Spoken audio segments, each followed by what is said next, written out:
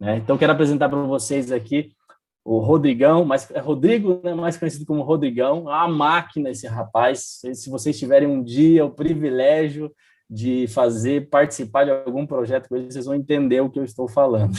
Rodrigão é sócio e diretor da Canum, é nosso parceiro aqui nessa área de inovação e nos projetos, que vai compartilhar um pouquinho da metodologia, do que nós temos feito aqui no grupo também. Então, Rodrigão, são todos seus agora, se você puder. Já não estou te vendo aqui, agora vi aqui agora já. Então, é contigo aí, Rodrigão. Obrigado, William. Boa noite, pessoal. Bom, sem mais delongas, né? O William já fez as honras, a Nádia também. Eu só queria agradecer a oportunidade. É muito legal falar para gestores de RH e pessoas que trabalham envolvidos com pessoas, né? Nosso trabalho também é com pessoas, né? A gente trabalha com inovação, mas costumamos dizer que inovação está nas pessoas. Então, para nós, é de fato muito interessante participar de um evento como esse. Fico muito lisonjeado com o convite. A ideia hoje é falar um pouquinho sobre métodos ágeis, ou como chama a palestra, métodos quase ágeis. Vou compartilhar minha tela. Então, tá bom. Tenta, Rodrigo. Legal. Pessoal, eu vou falar um pouco sobre gestão de projetos, tá? Eu acho que é importante, a gente tem que ter um papel de desmistificar o que são os métodos ágeis, né? Existe uma nuvem, aí, uma espuma de mercado sobre métodos ágeis, um desespero até de se implementar métodos ágeis goela abaixo nas organizações. Na prática, isso não funciona, né? Os métodos ágeis nada mais são do que abordagens diferentes para a gestão de projetos. E hoje eu vou passar um pouco aí sobre tudo, e literalmente tudo desde o início. Então, essa é a agenda da noite, né? Eu vou começar do começo, né? Então, passar por o que é um projeto, quais são os players envolvidos, né? Quem são as pessoas, aí, as figuras que participam de um projeto. Depois eu vou falar um pouco sobre falhas, o que torna um projeto importante de fato, falar um pouquinho sobre medições, prazos e KPIs. Depois nós vamos entrar em modelos de projeto, né? Formas de gerir projetos. Existem inúmeras formas, né? Vou falar das principais. Principalmente quando a gente toca em projetos de inovação, e não é diferente para RH, né, os projetos cascatos, projetos ágeis. Eu vou falar um pouquinho desse modelo e do que o mercado fala, o que o mercado pratica e o que funciona na prática. Depois eu vou falar um pouco de cultura ágil, alguns frameworks, falar um pouco de mindset e, no final, dar um en passant em tudo aí, um review, tá? Então, vamos no começo. O que é um projeto? Alguém sabe me dizer o que é um projeto? Pode escrever no chat, nas interações, mas acho que vale a gente fazer essa primeira pergunta. O que é um projeto? Bom, basicamente, um projeto é a vontade de fazer ou realizar alguma coisa, né? Então, é um plano, né? E para algumas pessoas, um problema, né? Então, a gente parte aí sempre de uma necessidade, organiza-se os passo a passo para tentar chegar em algum objetivo. Então, essa é a definição básica do que é um projeto. Óbvio que, como tudo, né, existem órgãos que organizam as coisas, e existe um cara muito conhecido chamado PMI, que é um instituto de gestão de projetos. Ele organizou as melhores práticas de gestão de projetos, e aí aqui a gente está falando de gestão de projetos tradicional, tá? Como fazíamos isso até 10 anos atrás, de uma forma quase que padrão. Então, todas as empresas tinham que ter um escritório de projeto, tinha que ter um modelo de projeto tradicional, cascata. Tudo isso é oriundo do PMBOK, desse livro, né? E pelo PMBOK, o projeto é um esforço temporário, né? Ou seja, um esforço que acontece em determinado tempo, com o objetivo de trazer um resultado único, né? A finalidade de trazer um resultado único, possuindo recursos delimitados. Então, o PMBOK parte do princípio que você conhece seus recursos, você sabe o que você vai utilizar em um projeto. Ele parte do princípio que o resultado é único, né? Então, você tem que atingir um resultado determinado, e é um esforço temporário. Então, se a gente for seguir o by the book, né, o que é conhecido como as melhores práticas tradicionais de gestão de projetos, é isso aqui. Na prática, né, todo mundo que já está no mercado de trabalho há algum tempo sabe que não é bem assim, né? Quando a gente entra dentro de mergulha num projeto tradicional, demora 5 anos, quando chega no final ninguém sabe direito mais o que está acontecendo, e é por isso que começaram os questionamentos e a mudança de forma de se gerenciar um projeto, seja ele em qual área for. Rapidamente, quem são os players envolvidos, né? Então, dentro de uma estrutura tradicional de gestão de projetos, nós temos que ter esses players, né? Essas figuras. Então, nós temos o cliente ou os usuários, que é, de fato, quem vai receber o produto final daquele projeto, quem vai perceber o valor daquele projeto. Nós temos, no outro extremo, os patrocinadores ou os sponsors, né, que são os pais da criança, quem é a autoridade que toma decisões em relação ao projeto, seja essas decisões de custo, sejam decisões de aprovar prazos, sejam decisões até de que caminho tomar. Aí embaixo desses patrocinadores, nós temos os gerentes de projeto, que são responsáveis por fazer o projeto acontecer, por tirá-lo do papel, digamos assim. Eles não efetuam, executam o projeto, mas eles têm o papel de dirigir, né, e apontar os problemas que o projeto está tendo e colocando o projeto no trilho de volta. Aí a gente tem uma equipe de gerenciamento que suporta esse cara, né, ou seja, que gera os relatórios, faz as medições, acompanha as reuniões, e temos a equipe do projeto de fato, que é quem executa, quem vai lá no dia a dia e executa as atividades para fazer o projeto acontecer. Então, passando com um zoom, né, qual que é o papel dos clientes? Então, o cliente é a pessoa que vai receber o produto, como eu falei. Os usuários também vão receber esses produtos, aí depende muito se a gente está fazendo um projeto para dentro de casa, se a gente está fazendo um produto novo, um serviço novo. E é muito importante, quando a gente fala de cliente, a gente falar um pouco de experiência, né? Então, a experiência implica muito o resultado, né? A gente vê hoje, por exemplo, o advento dos novos bancos, né? O que diferencia um Nubank do Bradesco, por exemplo? É a experiência do usuário, né? Basicamente, o Bradesco tem um portfólio de serviços muito maior, o Bradesco tem robustez, o Bradesco é gigante, e por que o Nubank cresce tão rápido? É porque o Nubank ele conseguiu achar um modelo de negócio barato com uma experiência incrível, né? Então, hoje em dia, a experiência, e aqui a gente pode falar da experiência do colaborador também, né? Como que a gente faz para que um projeto de RH faça sentido para o usuário final? A gente precisa pensar nele, a gente precisa conversar com ele, a gente precisa entender que ele é o centro do projeto. Para quem é de TI, né? O meu background é de TI, eu venho da tecnologia, isso é uma coisa muito clara. Por exemplo, nessa imagem, né? Do lado esquerdo, um projeto na visão do cara de TI, e do lado direito, um projeto na visão do cara que vai usar, né? Então, fica muito clara a disparidade quando a gente não envolve um usuário num projeto. E aí, independe se a gente está fazendo um projeto em tradicional, usando escritório de projetos, modelo ágil, modelo cascata, modelo gambiarra, né? Se a gente não conversar com o usuário, nós vamos criar uma coisa que ele não precisa ou que ele não vai saber usar. Então, acho que essa é a primeira grande mensagem da noite, né? Toda vez que formos conduzir um projeto, coloque o usuário no centro, né? Existem várias metodologias só para falar disso, mas o recado básico é esse. Coloquem o usuário no centro, o desejo dele é o que vai fazer o projeto dar certo ou não. Os patrocinadores, como eu falei, os sponsors, né? Eles são as pessoas que querem que o projeto aconteça. Então, ou eles colocaram dinheiro para fazer o projeto sair do papel, né? Principalmente se for um novo negócio, ou eles têm grande interesse que aquele projeto aconteça para melhorar a área deles, ou para fazer com que a área deles seja com custo menor, ou mais rentável, etc. Então, eles são os principais interessados, é para eles que nós temos que responder quando a gente está conduzindo um projeto. Eles fornecem os recursos organizacionais necessários, né, as pessoas, espaço, dinheiro, etc.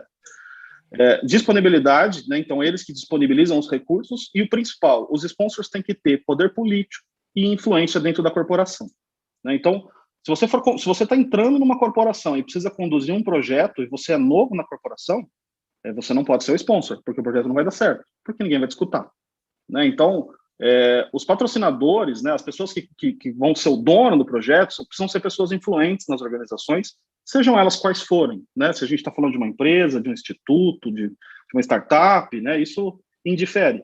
Essas pessoas elas têm que ter o poder de destravar as coisas, né? Esse é um dos grandes problemas dos projetos, que eles vão enroscando ao longo do tempo. Nós vamos falar um pouco disso mais à frente.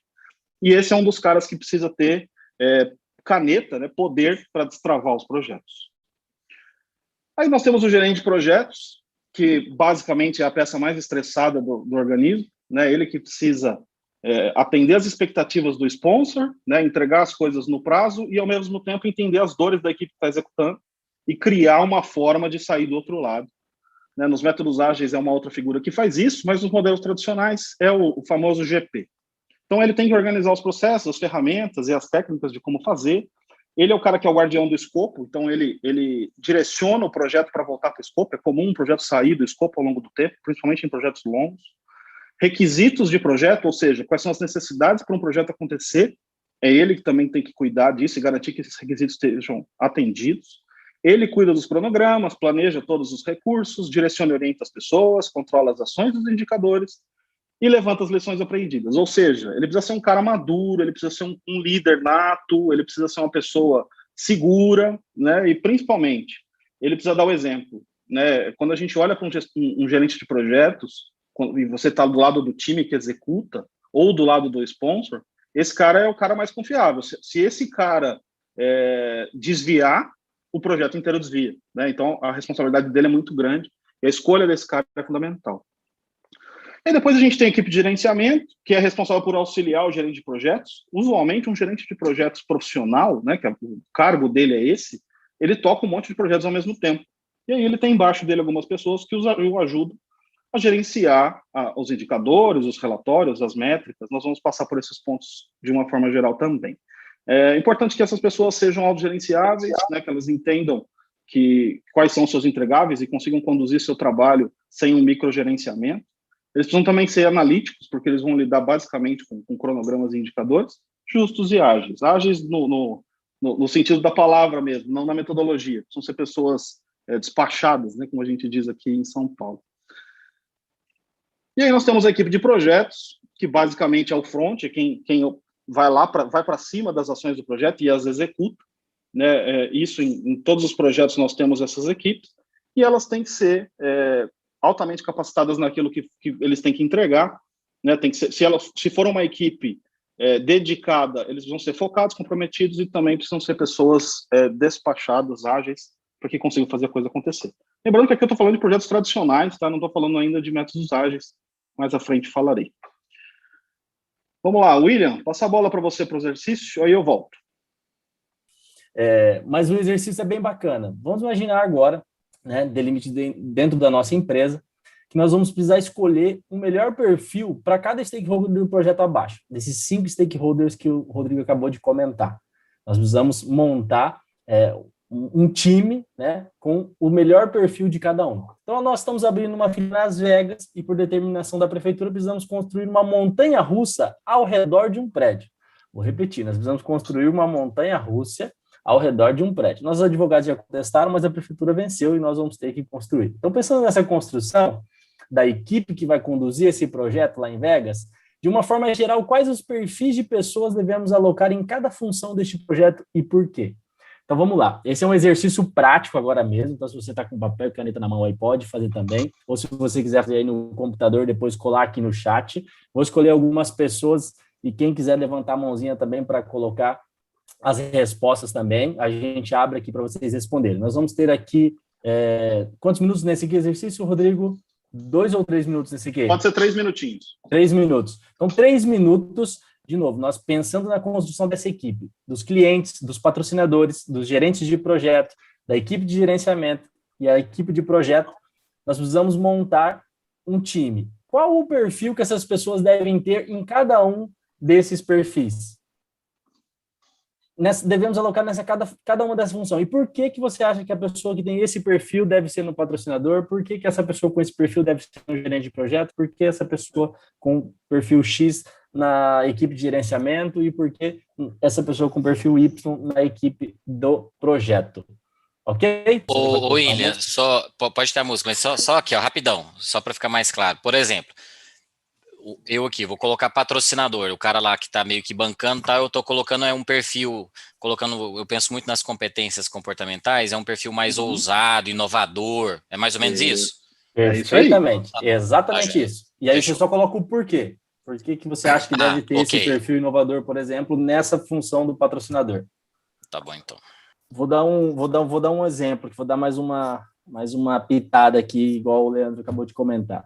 Para a equipe de projeto, né, que é o que vai executar ali, colocar a mão na massa. Já ia falar o nome de novo, Rodrigo, tem que parar com isso.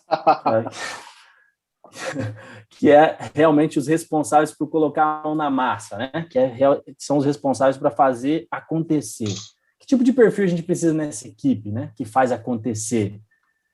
O Rodrigo deu alguns exemplos, né? De pré-requisitos, vamos dizer assim, mas que perfil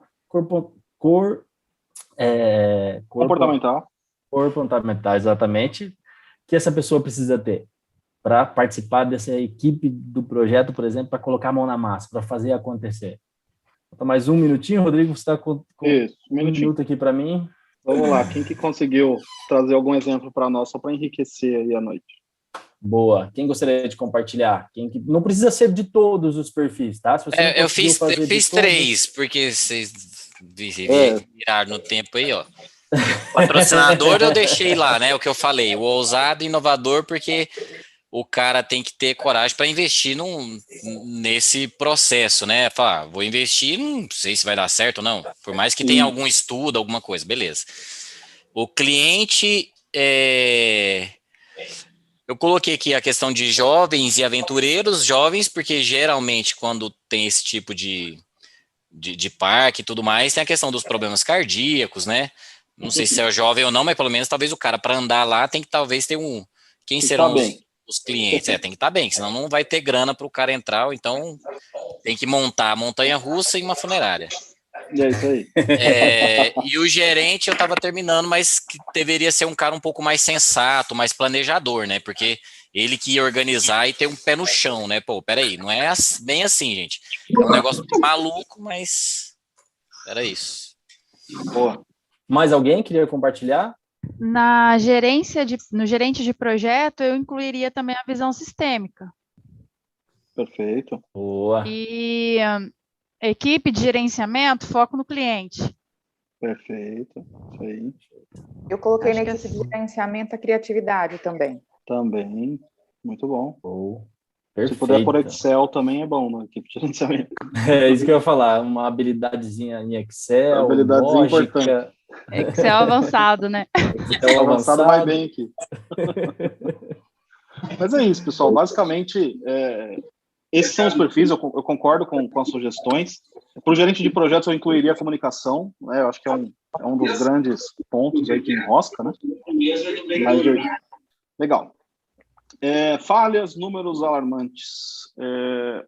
Tem um dado, o Project Builder é um site que conglomera informações sobre gestão de projetos, e existe um dado oficial que 30% dos projetos falham ou não atingem seus objetivos. Né? Isso deve ser uma grande novidade para todos nós, né? Só que não, infelizmente. Eu peguei aqui, estava acabando. A maioria dos projetos, eles nascem de desejos inconsistentes, né? Ou seja, de escopos mal definidos, de planejamentos mal estruturados. A gente também vê muitas falhas de gestão, e aqui, gestão, microgerenciamento, má determinação das áreas de conhecimento para o projeto, a questão da gestão de riscos, né? Muitas vezes os riscos são subestimados e depois os projetos, quando vão para a área de negócio barra, porque não concorda com aqueles riscos. Falhas de comunicação que são inerentes a nós humanos, né? Até hoje não entramos a Canum já passou por muitos clientes, né? Nós temos na nossa base mais de 100 clientes, e em todos, unânime, comunicação é um problema, né? É um problema de fato inerente à nossa espécie. E a má administração de tempo, que também é um problema inerente à nossa espécie, né? A gente vê que quando a gente fala de pessoas aqui, e todos nós especialistas nisso, né? Vocês vivem disso, gestão de pessoas, nós percebemos que esses pontos são o que de fato impactam os projetos, né? Imagino que na empresa de vocês não seja diferente, né? Alguém quer comentar alguma coisa sobre gestão de projetos e projetos que falham nas empresas de vocês? Eu acho que esse número não é verdade, não, Rodrigo? Eu acho que é muito mais. Na empresa de vocês é mais ou menos esse número, pessoal? Vocês gostariam de comentar? 30% dos projetos falham? Não faz sentido nenhum? Ou todos os projetos aí dão 100% certo? Como que é a estatística dos projetos executados aí na empresa que vocês estão? Só para a gente ver se esse número está certo mesmo ou não. Acho que é mais, viu? Mais, né?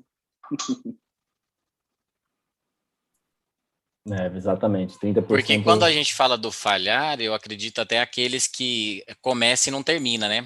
Por alguma questão do start ali não ter sido muito bem planejada. Vamos fazer isso e tal. Não vai dar certo. Mas isso aí você já teve um investimento em dinheiro, um investimento em tempo. Então, muitas vezes não é nem que ele falhou, mas ele nem terminou. Não atinge o objetivo final, né, Leandro? Aquele objetivo que era para ser alcançado acaba não sendo alcançado, né? o pessoal está comentando aqui no chat, Rodrigo, realmente o prazo, né, o tempo, a má administração do tempo em relação ao projeto.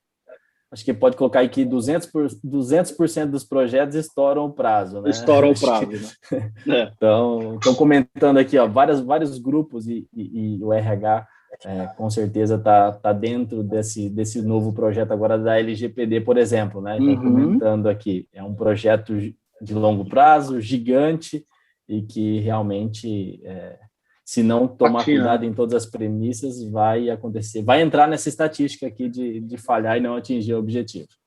Com certeza vai. E um ponto que o Leandro comentou, que eu acho que é fundamental quando a gente fala de falha de projetos, é que, às vezes, muito o que acontece é que o objetivo muda no meio do caminho.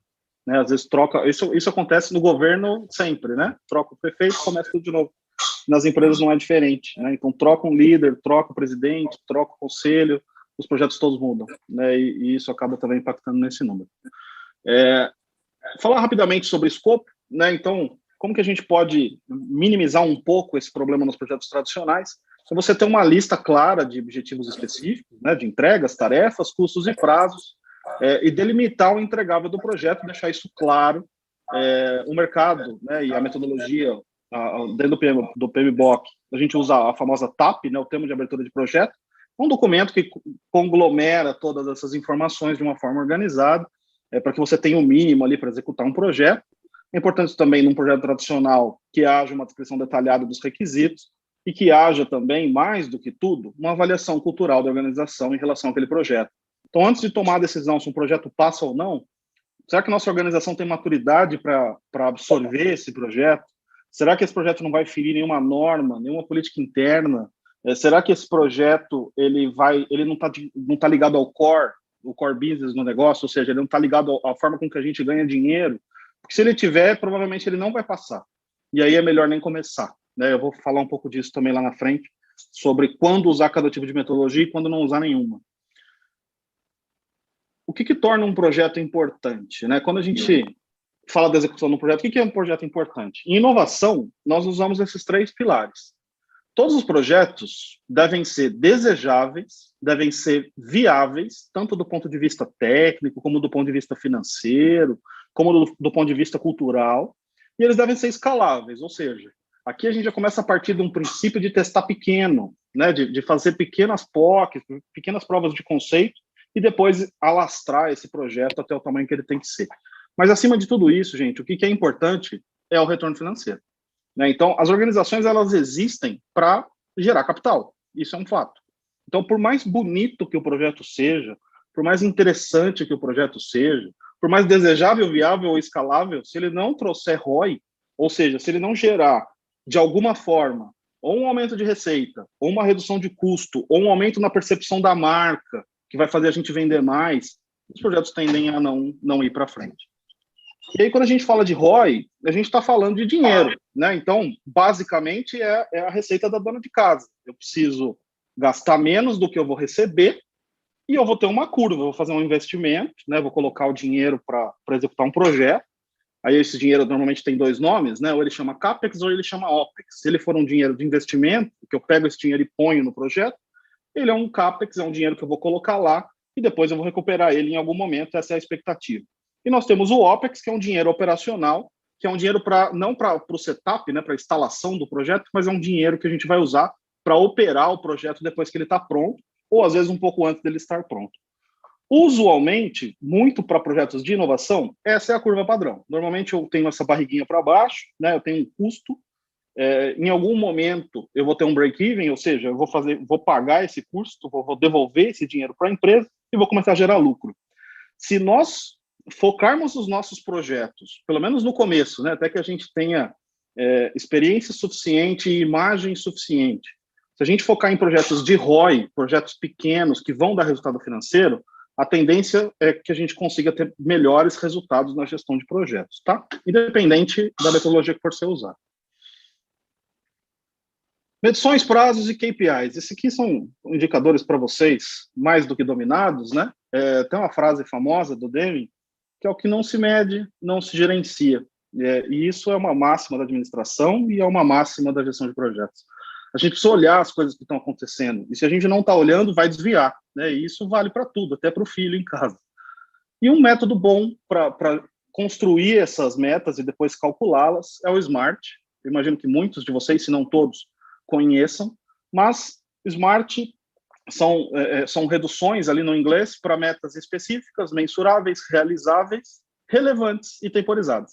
Então, quando nós vamos criar metas, e isso aqui vale para processo de OKR, vale para processo de criação de KPI, vale para processo de meta financeira dos funcionários, né? De uma forma geral, é um método muito interessante, validado, né? E se a gente levar em consideração o SMART para criar as metas, a nossa chance de acertar é muito maior.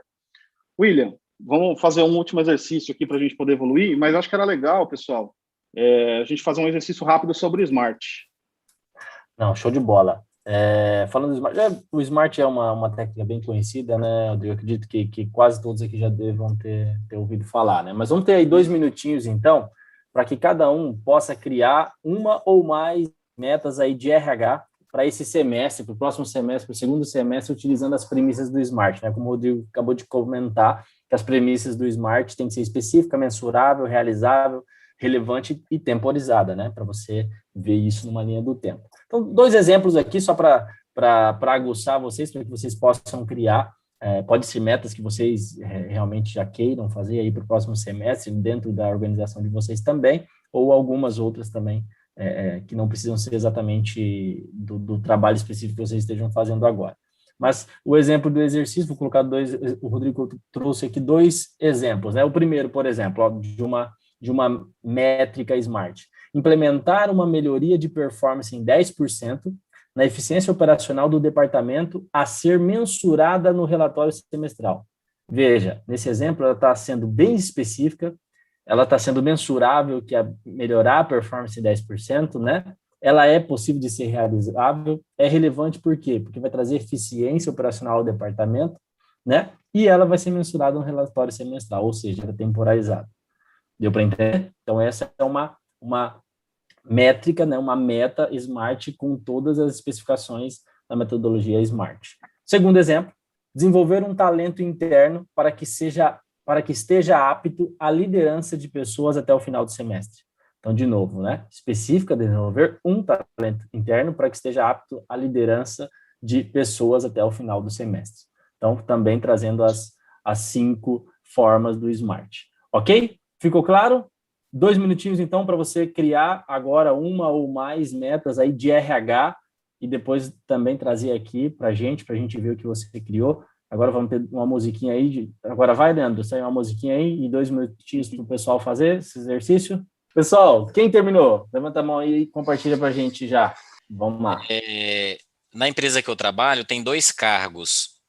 Eles têm uma sigla, um é AT e o outro é RTC. O AT é como se fosse a porta de entrada, é o assistente técnico. E o RTC é o representante técnico, né? Então é uma escadinha, só para contextualizar. A meta seria aumentar o índice de promoção em 20% dos ATs para RTC no período de 12 meses. Perfeito. Aí a única observação é se os 20% é ativo. É realizável, né? Isso.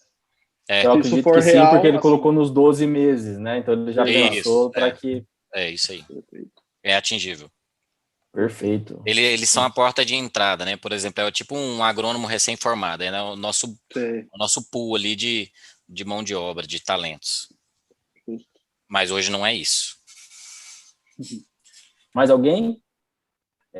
O Fernando colocou aqui a dele. Aplicar a avaliação da matriz de habilidades em 90% da massa operacional de envase de cerveja até o dia 30 de junho. Perfeito. Vamos ler de novo aqui. Ele quer aplicar uma avaliação da matriz de habilidades em 90% de todo, né, o operacional dele, da massa operacional de envases de cerveja até o dia 30 de junho. Eu acho que é a mesma observação aqui, né, Rodrigo? Pessoal, se isso é feasible, assim, é possível, né? Exato. Gostei do produto. Não, totalmente possível, viu? Se não for, a gente vai fazer ser possível. A gente ajuda aí. A gente ajuda Não, aí. na verdade, né, até pegando um pouco da minha realidade, não sei se vocês estão me ouvindo, me vendo também. Vamos sim, até um pouco da minha realidade, que aí a gente trabalha com a metodologia TPM, talvez alguns dos meus colegas já conheçam, e aí a gente tem que transformar, né, o operador da máquina de envasar cerveja, enfim, de vários equipamentos que você tem na linha de produção, a gente tem que transformar esse cara em autônomo, onde ele vai ter que fazer contato com um cara especialista somente quando ele tiver algum problema que ele não for capaz de resolver, algum problema mecânico, um problema elétrico, enfim. E aí eu tenho que desenvolver uma matriz, treinar esse cara para que ele seja autônomo. Então, ela é uma meta totalmente atingível. Inclusive, nós já estamos aí andando para atingir 90%, é só um exemplo aqui, mas a gente vai bater 100% desse negócio. Excelente. Isso aí. Pessoal, rapidamente, né? A diferença de métricas e KPIs, só desmistificando os nomes. Métricas são as medições, né? Podem ser medições úteis ou não, importantes ou não, de acordo com o momento que você está vivendo e com o que você está mensurando. Os KPIs não. Os KPIs são indicadores-chave de performance, né? Do inglês. Eles são métricas úteis, normalmente padronizadas, e eles são usados para gestão de atividades. Então, quando formos criar medições para projetos, focar mais em KPIs, deixar as métricas por dentro de casa, gastar mais energias em KPIs. É normal o gerente de projeto criar 1 milhão de métricas e, na prática, precisava ter criado 3 importantes e essas não são criadas. Então, é um cuidado a se tomar. Como eu falei, em relação aos KPIs, né, esse aqui é um projeto real, né, que a gente fez de rollout de máquinas. E aí, quem é da TI sabe, né, o William é oriundo da TI também, a gente precisa fazer projetos, às vezes, para trocar os computadores, né? Provavelmente vocês já passaram por isso como usuários. E são projetos grandes, normalmente difíceis de organizar, e esse é um exemplo de KPI. Então, isso aqui é um burn down chart, né, que a gente chama, nome bonito, mas, basicamente, nós temos 2 linhas, a linha amarela é o que nós temos que fazer, a linha verde é o que nós estamos fazendo de verdade. Né? E como não somos máquinas, e problemas acontecem, às vezes a linha verde fica para baixo, a gente precisa passar fim de semana fazendo máquina, às vezes ela fica para cima e a gente pode dar uma tirada do pé do acelerador. Então, o que é importante saber? Né? Que os KPIs, eles têm que ser métricas funcionais, que fazem sentido dentro do projeto, e não simplesmente bonitos para apresentar para gestor, etc. Modelo de projeto. Agora vamos ao que interessa, né? Porque estamos aqui. Modelo de projeto cascata, é o projeto tradicional, né? O guia do PMBOK, ele está muito alinhado aos projetos cascata. Esse é o senhor que desenvolveu o conceito, Winston Royce. Ele surge da ideia de tentar organizar projetos, né? Então, nós tínhamos lá, principalmente nos anos 70, 80 e 90, muito desenvolvimento de metodologia, porque a gente estava no auge da industrialização, né? E tinha muitas coisas acontecendo. Então, os engenheiros começaram a tentar criar modelos de gestão de projetos operacionais, etc. E o modelo cascata, ele é um modelo sequencial, e as tarefas dependem sempre da anterior. Então, eu vou abrir uma loja, eu preciso primeiro destrancar o cadeado, abrir a porta, depois eu entro, acendo a luz. Ele é um projeto sequencial, as atividades dependem uma da outra. Ele priva pela documentação, então tudo tem que ser extremamente documentado e organizado, e tudo tem que ser muito seguro. Aqui a gente tem que trabalhar com um ambiente conhecido. Eles são projetos visuais e fáceis de entender. Né? Qualquer gestor que vê um gráfico de projeto cascata, fica muito claro o que o projeto vai acontecer. Não fica muito claro se vai dar certo, mas fica claro o que nós vamos tentar fazer. E o valor só é percebido lá no final. E esse é o grande problema do modelo cascata. Né? Vocês vão ver que no final eu coloco muito claro os 2 modelos fazem sentido. Eu vou dar um guia de como escolher cada um dos modelos, se ágil, se cascata. Mas o valor ser percebido no final é um problema do modelo, tá? Vocês já vão entender por quê. Como que funciona esse modelo? Então, eu tenho lá no início um requerimento, né, o que eu quero fazer, qual é o meu objetivo, e desse primeiro modelo sai um documento de requisitos. Depois, eu vou para a fase de design, de desenho do projeto. E a saída são esses documentos, normalmente. É um diagrama UML, né, que mostra como que o processo vai funcionar, o projeto, um uso de caso, um diagrama de classes, quais são as entidades que eu vou ter dentro daquele projeto. Então, do design saem esses 4 documentos. Aí, na implantação, aqui falando do desenvolvimento de software, mas se fosse um projeto de RH, por exemplo, você teria aqui o objeto fim, né? Então, quem são as pessoas que eu contratei, quais são os documentos que eu fiz para teste, por exemplo, se for uma plataforma, quais são os manuais. Então, ali eu preciso entregar toda a documentação formal da implementação do projeto. Depois eu ainda tenho uma verificação para validar se aquilo foi feito corretamente, e um relatório certificando isso, e a manutenção, que aí entra no famoso PDCA, né, evolução, melhoria contínua. Então, os projetos em modelo cascata, eles são sequenciais. Se ele travar ali na metade, ele fica parado e não caminha mais. E aí, isso normalmente é o que acontece com os projetos. Você muda o direcionamento do projeto no meio e o projeto não atinge o objetivo. Aqui é um exemplo de documento de requisitos, né? Um documento, a gente brinca que é um documento chato, né? Porque você tem que colocar um monte de informação, informar de procedimento, mas ele é um documento útil para grandes projetos. Eu vou falar um pouco disso também. E aqui um diagrama UML, né? Que mostra aí como é que funciona um processo, etc. Então você precisa construir todas essas documentações para que um projeto cascata funcione dentro da metodologia dele. Projeto ágil. O que é um projeto ágil? O modelo ágil foi criado em 2001 por desenvolvedores de TI, né, programadores lá de Utah. Ele surgiu através de um documento chamado Manifesto Ágil. Esse documento está publicado na internet. Eu não trouxe ele aqui porque ele é grandão, mas eu trouxe uns pontos dele só para ilustrar. Na prática, o ágil ele é um mindset, e isso somado a algumas metodologias. Então, o ágil é uma forma de pensar, e aí tem algumas metodologias que estruturam esse modelo. Diferente do modelo cascata, os projetos ágeis eles são incrementais, e eles geram pequenos valores. Então, ao invés de você não apresentar nada e 2 anos depois você chegar com uma coisa pronta, o ágil, a pessoa vai vendo a coisa construindo e vai participando da construção, né? Os usuários, o sponsor, os clientes, eles vão participando da construção das coisas. E com isso, além deles serem mais envolvidos, o projeto ser mais assertivo, ele acaba sendo mais ágil porque está todo mundo participando. Problemas do ágil, né? De uma forma geral. As atividades são encapsuladas, então você fala para o cara, eu vou desenvolver um software. Legal. Que fase você está do software? Não, eu estou fazendo back-end. Cara, sei lá o que é back-end, né? Isso não me diz nada. No ágil é assim, várias atividades elas não aparecem. Elas, de repente, surge a entrega, uma entrega pequenininha, você fala, nossa, o cara gastou 2 meses para fazer esse negócio. Ágil é assim, né? E é difícil entender o cronograma de métodos ágeis, a não ser que você esteja imerso na metodologia. Bom, como eu comentei, fechando o tema do ágil, né? O valor é percebido a cada ciclo, então, conforme a gente vai incrementando o produto ou o serviço, ou que a gente esteja criando, esse valor vai sendo percebido, as coisas vão aparecendo, e ele é ideal para ambientes controlados, onde a gente sabe o que a gente está fazendo, né? Então, quando a gente define os requisitos e define as tecnologias, ele é bom para testar. Se a gente não conhece os requisitos ou não conhece as tecnologias, aí ele não é um bom caminho. Rapidamente, MVP, né? O que é o tão falado MVP? O mínimo produto viável, né? Muito se fala nisso no mercado. O exemplo do carro é um exemplo clássico, né? Disse que a gente vai construindo o carro, primeiro entrega uma roda para o cliente, depois 2, depois entrega a carroceria, né? E aí no final o cara tem um carro. Na prática, o que a gente vê mesmo é que essa insatisfação ela acontece nos 2 modelos, né? Então, no modelo cascata, a gente estaria construindo o carro e entregaria o carro pronto para ele no final. A ideia é que no MVP a gente entregue pequenas coisas funcionais, né? Então, em vez dele não ter nada, ele vai ter um skate. O skate é melhor do que nada, mas não é o que ele queria. Então, ele vai ficar insatisfeito também.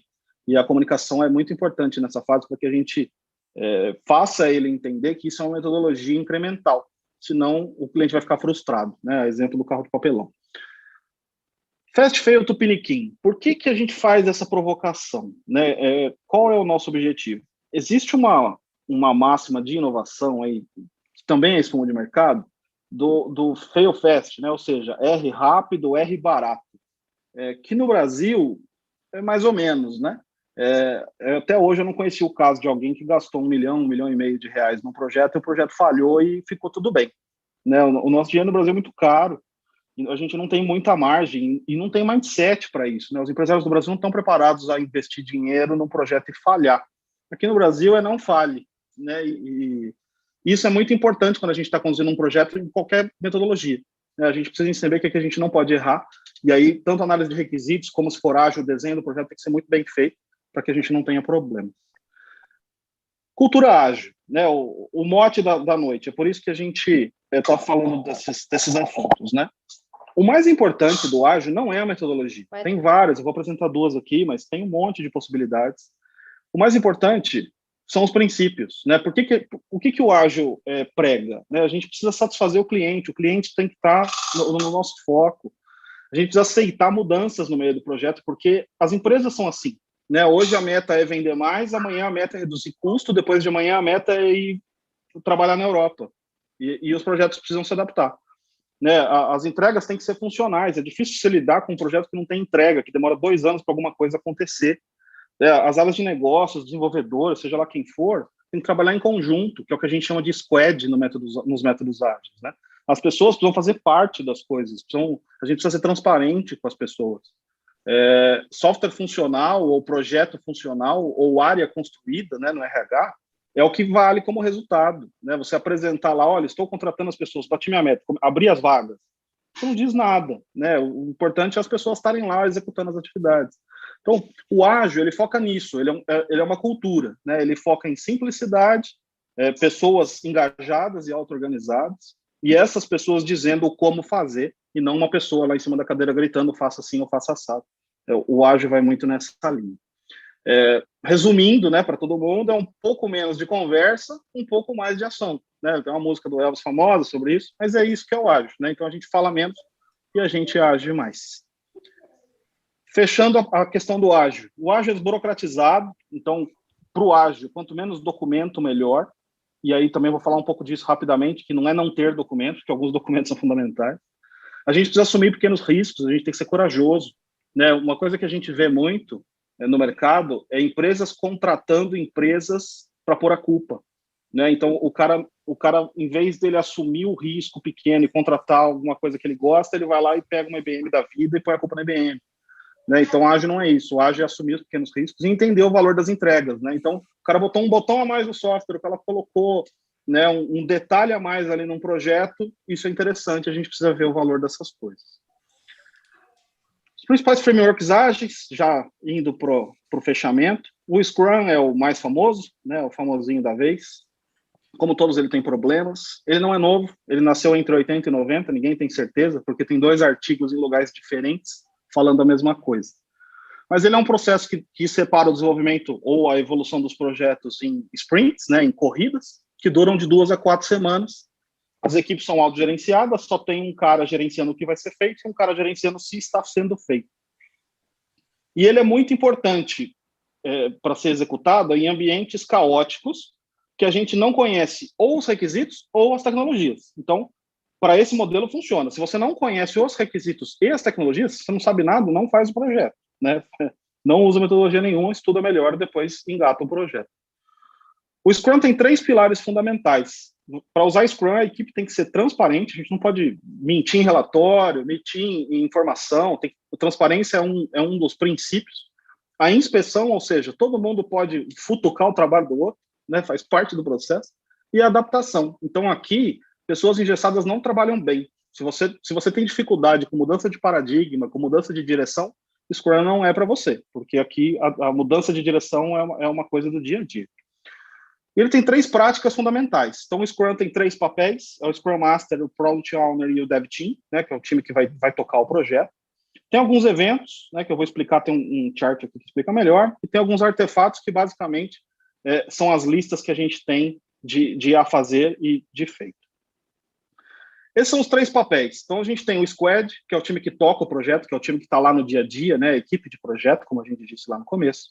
A gente tem o famoso PO, ou Product Owner, que é o cara responsável pelo produto, é o cara que tem que entregar o produto e é ele que manda para onde a gente vai. E tem o Scrum Master, que aqui é o MacGyver, mas ele carrega o piano, né? Ele que tem que fazer o projeto acontecer, ele que tem que fazer reunião todo dia com o Squad, garantir que as coisas estão acontecendo. Ele não pode fazer gambiarra não, né, Rodrigo? Não pode fazer gambiarra, precisa acompanhar os projetos de perto e estar no dia a dia com as equipes. Esse é o framework da criança, né? Assim que o Scrum funciona. De uma forma geral, nós temos o PO cuidando do Product Backlog, ou seja, ele determinando o que nós vamos fazer em seguida, né? Então, eu vou construir uma equipe de atendimento usando o Scrum. Legal. Você vai ter uma pessoa chamada PO, Product Backlog, que vai definir como que nós vamos construir essa equipe. Depois, você vai precisar criar uma reunião para definir como que nós vamos fazer isso. Então, primeiro eu defino o que eu vou fazer, depois eu defino como. Legal, planejamos como que nós vamos fazer, o que nós vamos fazer, tá claro para o time inteiro? Tá, legal. Põe essa lista na famosa Sprint Backlog, né, que de fato é o que a gente vai empurrar, e deixa o time trabalhar. O time trabalha de 2 a 4 semanas, e a única pessoa que põe a mão nesse time é o MacGyver, ou seja, o Scrum Master. Ele faz reuniões com esse time todo dia, para ver se as coisas estão acontecendo dentro do prazo, e ele não para, não escala e não reclama, ele deixa rolar. A hora que acaba a sprint, ela vai ter um prazo determinado, né? Então, nós vamos fazer uma sprint de 2 semanas para abrir as vagas e achar os caras que nós vamos contratar. Legal. O squad vai lá, vai abrir as vagas, etc. E o Scrum só vai ficar pentelhando eles e destravando problemas. Não abri a vaga porque meu usuário está bloqueado. O Scrum vai lá e desbloqueia o usuário do cara. Eu não abri a vaga porque eu não tenho acesso ao sistema. O Scrum vai lá na TI e pede para criar a conta. Então, esse é o trabalho do Scrum Master. Uma vez finalizada a sprint, tem 2 reuniões importantes. A sprint review, que é, de fato, a entrega do resultado. Então, nessa sprint, ele vai falar, olha, criamos as vagas e contratamos as pessoas, que era o primeiro passo. Depois vão ter que treinar, etc. Legal. Então, ele faz a review, vê o resultado, se foi bom, se foi ruim, faz uma sprint retrospective, ou seja, uma reunião para a gente ver se a gente se teve algum problema, né? Se a gente cometeu algum erro na sprint, ou se foi tudo bem. Se cometeu um erro, a equipe toma uma ralada e aprende com isso. Se não cometeu um erro, segue o jogo e o ciclo recomeça. Então, o Scrum, ele parte de uma gestão pontual, antes e depois, de uma pessoa que destrava os conflitos e uma equipe que trabalha. Basicamente isso. Nós, na Canum, hoje, estamos tocando 200 projetos dos nossos diferentes clientes ao mesmo tempo. E a metodologia funciona. Na rota, a gente está tocando, acho que uns 40. Então, assim, essa metodologia é muito testada, ela funciona na prática. O importante é só observar essas figuras e garantir que os squads, né, esses times, sejam bem construídos.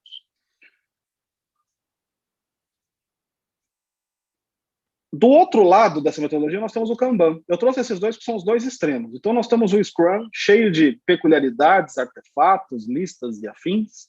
E do outro lado, nós temos o Kanban, simples e fácil, né? Uma lista de coisas para fazer, uma lista de coisas que estamos fazendo e uma lista de coisas que fizemos. Foi criado na Toyota em 1950, as montadoras usam Kanban até hoje. Nós tivemos na Renault, deve ter 1 ano e meio, e tinha um Kanbanzão na parede, lá no meio da linha de produção. Então, isso aqui funciona, né? Na prática, a gente vê que funciona, só que ele é simples, você não tem muito controle do que está acontecendo. Se o cara mover um post-it na parede lá, você não vai conseguir saber se ele fez isso ou não. Então, para projetos muito complexos, não é recomendável. Então, é só Scrum e Kanban? Como eu comentei, não é. O importante é o mindset. Então, se a gente vai usar Scrum, se vai usar Kanban, se vai usar Burn Down Chart, que é aquele do KPI que eu mostrei, se vai misturar os dois, não é isso que é importante. O importante é ter o mindset lá da música do Elvis de descomplicar as coisas e fazer os projetos acontecerem. O que funciona na prática? Né? Um mini guia rápido aí para a gente finalizar. O Cascata, como eu falei, ele tem projetos, as etapas são muito definidas, ele é simples, né? Os fluxos de atividades são organizados, qualquer gestor que vê vai entender, o tempo e os custos, em teoria, são assertivos, né? Desde que eles tenham sido bem previstos, só que ele é muito rígido, os resultados aparecem no final, e a grande dificuldade de mapear os requisitos no início. Normalmente, os requisitos eles são chutados, né? É difícil a gente ver um projeto cascata que todos os requisitos foram mapeados, que todos os riscos foram mapeados. É muito difícil, porque no longo prazo o cenário vai mudando, né? E isso deveria ser atualizado. No ágil, os pontos positivos são que as entregas são mais rápidas, você tem constante entrega de valor para o cliente, só que você precisa alinhar isso com ele. Você tem maior engajamento das equipes, as pessoas normalmente gostam muito de participar de squad de projeto, e ele é extremamente flexível. Se você precisar tirar uma turbina e colocar outra, dá para fazer. Problemas do ágil, né, que aí eu acho que é o que o mercado normalmente não fala e a gente, por experiência, sempre toca nesse ponto. Ele necessita uma mudança de mindset na corporação. Se você chegar para um diretor ou para um presidente de empresa com um projeto que foi construído em modelo ágil, apresentar o resultado e não alinhar com ele, você provavelmente vai apanhar, porque o resultado vai ser pequeno, ele vai estar esperando um produto final e você vai estar chegando com 2, 3 botões, né? Então isso precisa ser alinhado muito bem, porque ele frustra os clientes, é um fato.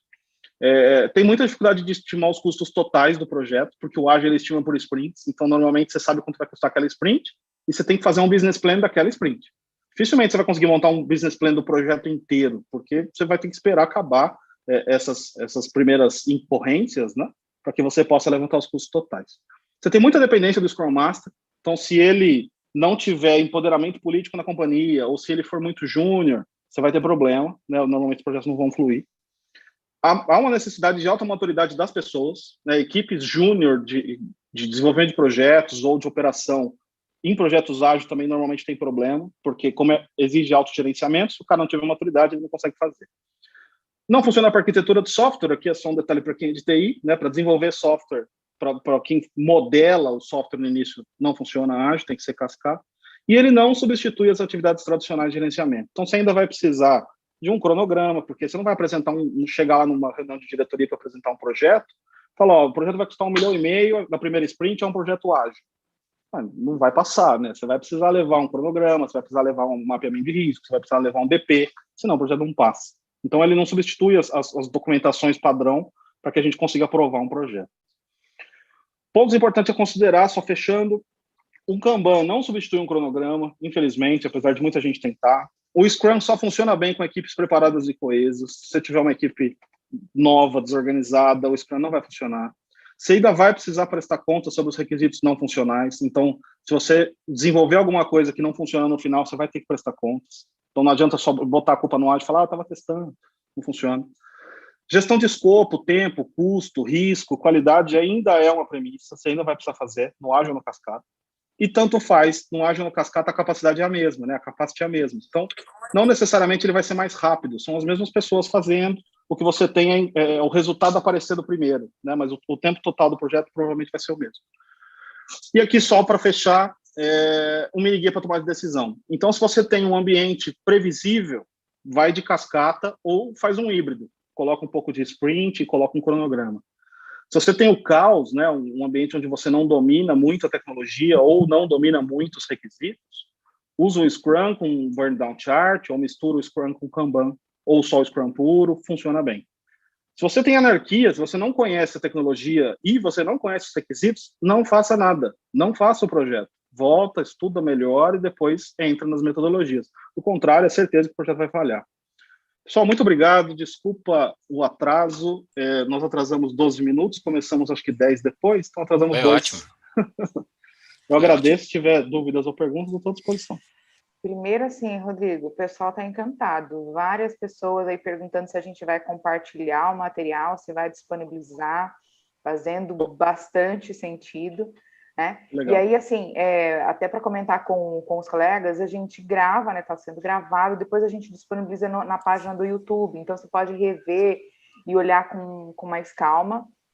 O Rodrigo, no começo, também falou aí sobre os contatos dele, então está aí na nossa tela, eu acho que é bacana, quem quiser depois né, entender um pouco melhor do trabalho, também fica aí. E aí, se alguém tiver alguma pergunta, fica à vontade, nós estamos na reta final, mas fique à vontade. Assim, de verdade, Rodrigo, uma aula, né? Uma aula. Haviam coisas que eu ainda não conhecia, e a hora que eu estou inserida em algumas coisas, descobri que nós temos um MacGyver, já sei quem é agora. Que legal. E tem gente aqui falando, ó, quando é que vai ser a próxima aula? Excelente, tem que agendar uma próxima para dar continuidade, muito bom. Então, assim, se não temos nenhuma outra pergunta aí no chat, gente, queria agradecer imensamente aí, mais uma vez, a disponibilização do William em poder participar, né, em poder contribuir, o tour que vocês fizeram, porque eu acho que é super importante fazer esse depara, né, falar um pouco do que a gente tem, do que a gente conhece, e a diferença, com certeza, está principalmente nessa questão da mentalidade, na questão do mindset, né, de olhar as metodologias, porque elas estão à disposição e tem vários recursos, mas principalmente para quem trabalha com gestão de pessoas, que é a nossa atividade, a gente tem que ter muito claro que a gente tem que construir essa ambiência para poder utilizar alguns recursos, senão algumas iniciativas vão ficar no processo, pelo caminho feito, a gente viu aí de algumas outras formas. Então, muito obrigado pelo conteúdo, pela didática, pela leveza aí na apresentação, com relação às imagens e tudo mais. Assim, de verdade, muito rico mesmo. Jean, nosso presidente, quer fazer uma fala também? Nádia, a Michelle, eu acho que quer falar alguma coisa, ela colocou... A Michelle está com a mãozinha levantada aqui. Eu não estou vendo, aqui gente, também desculpa. No chat. Então, vai lá, William, ajuda aí, vocês que estão vendo, eu não estou vendo todo mundo. Tá, vamos lá. Antes de abrir aqui para a Michelle, acho que levantou a mão, tem mais algumas perguntas aqui também, só agradecer ao Rodrigão aí também. Realmente, acho que deu para ter uma visão clara que não existe metodologia, né, perfeita, e sim a mudança em si de mindset, de realmente você querer fazer, de querer fazer acontecer, e em cada situação você vai poder utilizar um pouco de cada metodologia. A gente fala, né? A gente tem mais de 17 metodologias utilizando lá hoje, né, Rodrigo? Então, assim, para cada projeto você encaixa uma coisa. Exatamente, é bem dinâmico mesmo, né? Então, a grande diferença realmente é a mudança de mindset, a mudança de cultura da organização. Mas vamos abrir, então, agora para perguntas. Michele levantou a mão, pode fazer a sua pergunta, Michele.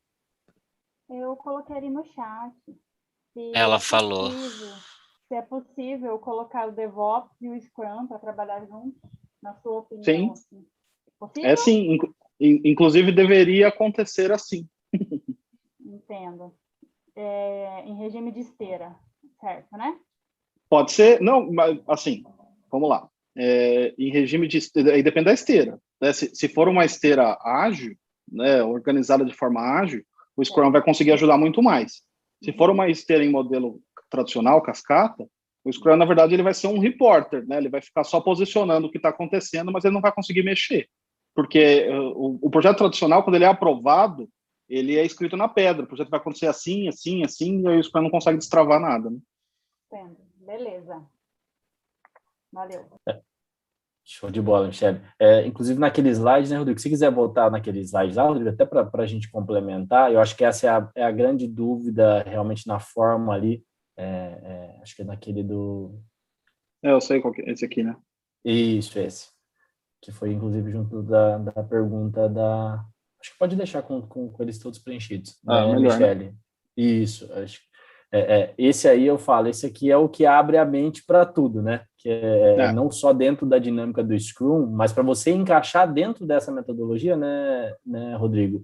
Outras, né? Dentro dessa metodologia, em cada fase, vamos dizer assim, aí por isso que é até importante essa definição da esteira, né, Rodrigo? Que você comentou aí com a Michele, para que cada metodologia seja encaixada e as pessoas também juntas dentro de cada etapa. Michele, assim, o que eu vejo de grande diferencial é justamente isso, é todo mundo trabalhar junto, né? É o que o Rodrigo colocou ali, é um dar pitaco do outro mesmo, né? Então, assim, não só o DevOps que trabalhar junto, mas como toda a equipe em si do projeto trabalhar junto, né, Rodrigo?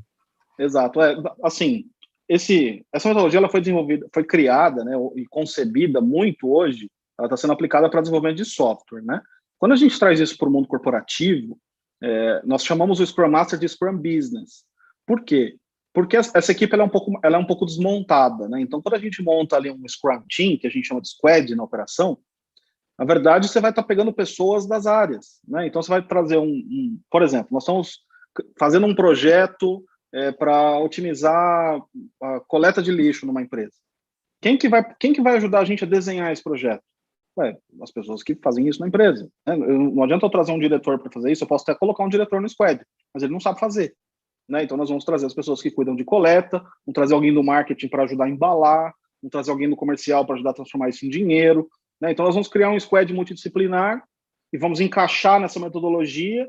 A daily não funciona daily para negócio, então a gente joga 15 dias, a gente faz ela quinzenal ou semanal.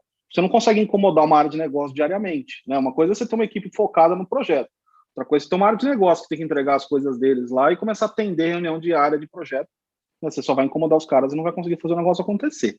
Então, a gente transforma essas daily meetings do Scrum em quinzenais, a gente transforma o Scrum Master em Scrum Business e o Squad, em vez de um monte de desenvolvedor, a gente coloca pessoas das áreas de negócio, que é o que o William falou. E nós vamos adicionando ou tirando componentes de acordo com os aspectos do projeto. Né? Então, se é um projeto mais complexo, a gente faz mais documentação, se é um projeto mais simples, a gente faz menos. Cria-se uma esteira de projeto padrão, né? Entrada, processamento, desenho, né? Saída, e coloca essa metodologia para rodar em cima. Sensacional, Rodrigão. Muito Só acho bom. que não temos mais perguntas, Nádia, então acho que encerramos por aqui. O material vai ser disponibilizado no YouTube depois, né, Nádia? Acho que aí pode passar mais informações. Pessoal, obrigado. Só a fotinha, Nádia, por favor. Vamos fazer a fotinha. Enquanto isso, já deixa eu voltar aqui, então. Os agradecimentos finais. Eu queria só agradecer primeiramente a Nádia, porque ela trouxe um mega evento para nós. Nas palavras do Leandro, Rodrigo, você trouxe uma aula de um grande MBA para nós, um conteúdo profundo. A assessoria do William foi fantástico, vocês dois arrasaram. Então, assim, eu estou surpreso, encantado, maravilhado com tudo que eu vi aqui. Gratidão, Nádia, gratidão, Rodrigo, gratidão, William. Nós tivemos aqui um pico de 50 pessoas assistindo o nosso evento hoje, que para nós é um público muito alto. Então, a gente tem acertado, sim, no nível dos facilitadores, na qualidade do conteúdo e tudo mais. Então, gratidão a todos que aí estavam. Por gentileza, abram a câmera de vocês para poder saírem na foto. Eu quero até fazer um registro aqui. Tem uma pessoa que há muito tempo eu mando convite para ela e nunca vinha, e hoje ela está aqui, que é a Iraide. Nós fizemos psicodrama junto, uma psicodramatista, consultora, e aqui neste evento conosco. Seja bem-vinda, Iraide. Então vamos lá para nossa foto. Todo mundo. Faz aí, Jean, enquanto eu coloco a música. Vai lá. Espera aí. Acho que vai dar certo aqui. Obrigada, Jean. Um abração, querido. Saudades de você, minha amiga.